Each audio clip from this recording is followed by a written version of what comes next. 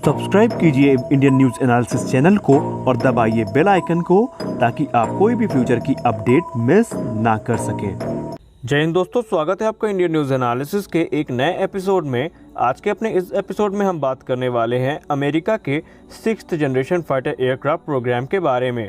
हम जानेंगे कि अमेरिका का 6th generation fighter aircraft programme क्या है और इसको लेकर के जितनी बातें की जा रही हैं क्या वो सच हैं, और अमेरिकी नौसेना का इसको लेकर के क्या कहना है, हम ये भी जानेंगे।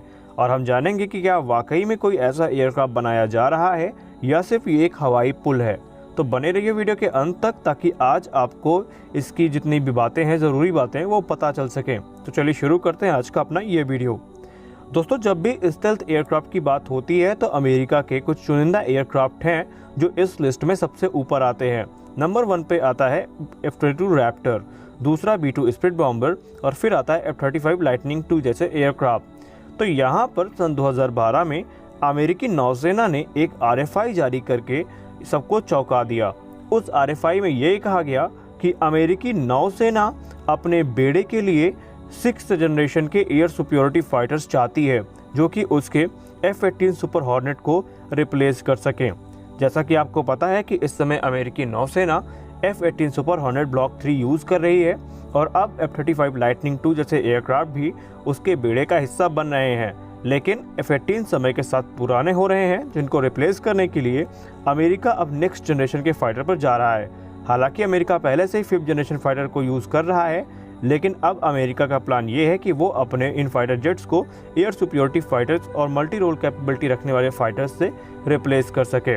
और इसी को लेकर के अप्रैल 2012 में नेवी ने एक formal request for information issue की, जिसमें उसने कहा कि उसे एक ऐसे एयर सुपीरियरिटी फाइटर की ज़रूरत है जो कि मल्टी रोल कैपेबिलिटी भी रखता हो और वो F-18 सुपर हॉर्नेट को रिप्लेस कर सके।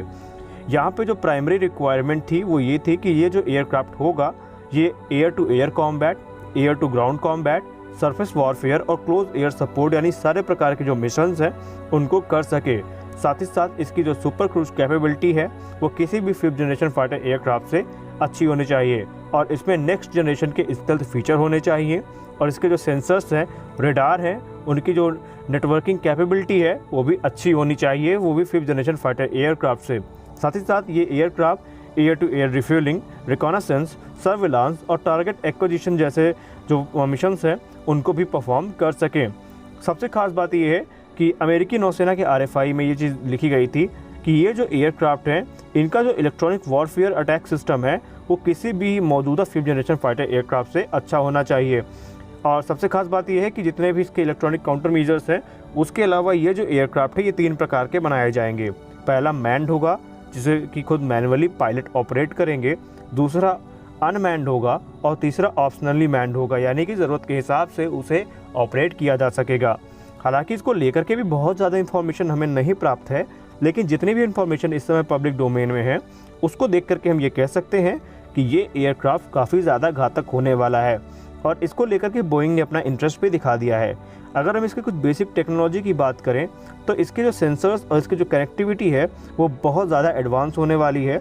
वहीं इसके एम्यूनिशंस को लेकर के, इसके जो वेपन्स को लेकर के अभी तक जितनी इन्फॉर्मेशन हमें प्राप्त है वो ये है कि ये नेक्स्ट जनरेशन के वेपन्स को फायर करने में सक्षम होगा, यानी कि हाइपरसोनिक वेपन्स को इसमें से फायर किया जा सकेगा।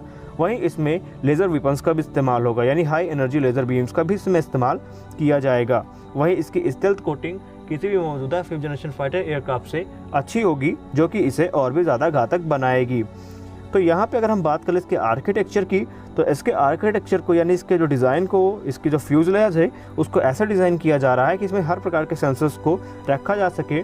लेकिन इसकी टेक्नोलॉजी पे इस बार ध्यान ये दिया जाएगा कि जैसा आपको पता है कि F-35 बहुत बेहतरीन एयरक्राफ्ट है, लेकिन उसकी जो टेक्नोलॉजी है वो बहुत ज़्यादा कॉम्प्लेक्स है, जिस कारण से उसमें बहुत सारी दिक्कतों का सामना करना पड़ रहा है। लेकिन इसमें इस चीज़ का ध्यान रखा जाएगा, इसे अमेरिकी नौसेना की ज़रूरतों को पूरा करने के लिए बनाया जाएगा और जिस प्रकार से इसको सरल से सरल टेक्नोलॉजी के यूज़ करके कम कॉम्प्लेक्स करने की कोशिश की जाएगी। वहीं प्रपोल्सन सिस्टम की बात करें तो इसको लेकर के अभी अमेरिका में मतभेद है।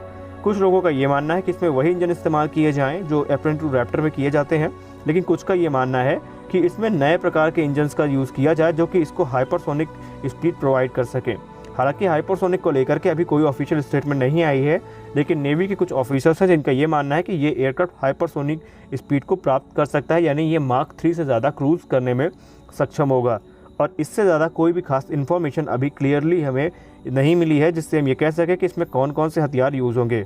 वहीं अगर हम इंटरव्यूज़ की बात कर लें कि RFI का जवाब किसने किसने दिया है, तो 2009 में बोइंग ने पहली बार इस प्रोजेक्ट पे अपना इंटरेस्ट दिखाया था, लेकिन जब RFI जारी की गई तो बोइंग खुल करके इसके सामने आ गया और बोइंग ने इसके लिए एक टेललेस एयरक्राफ्ट की डिज़ाइन सामने रखी है जिस पे वो काम कर रहा है। और यहाँ पे आपको बता दें कि इसका जो कॉकपिट होगा बहुत ज़्यादा एडवांस होगा और ये भी प्लान है कि ये एयरक्राफ्ट सीधे सेटेलाइट से भी कनेक्ट हो सकते हैं या ये खुद एक एवैक्स का काम भी कर सकते हैं, जो कि किसी भी प्रकार के मिशन को आराम से एग्जीक्यूट कर सकते हैं। तो आगे की न्यूज़ जैसे इसके बारे में हमें कुछ ज़्यादा पता चलेगा हम आपको ज़रूर बताएंगे। तो फिलहाल इस एयरक्राफ्ट के बारे में इतनी जानकारी हमें मुख्य जानकारियाँ हमें पब्लिक डोमेन में मिली थी जो हमने आपसे साझा की। आई होप आपको वीडियो अच्छा लगा होगा। वीडियो अच्छा लगा तो वीडियो को लाइक करिए, नए हैं तो चैनल को सब्सक्राइब